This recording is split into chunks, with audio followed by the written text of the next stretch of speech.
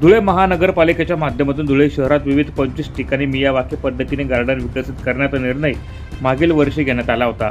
त्यातील सर्वात मोठी मियावाकी कचरा डेपो परिसरात करण्यात आली होती। मात्र कचरा डेपो परिसरामध्ये लागलेल्या आगीमुळे आणि धुळे महानगरपालिकेच्या दुर्लक्षामुळे धुळे शहरातील सर्वात मोठी मियावाकी प्रोजेक्ट आता मातीमोल झाला आहे।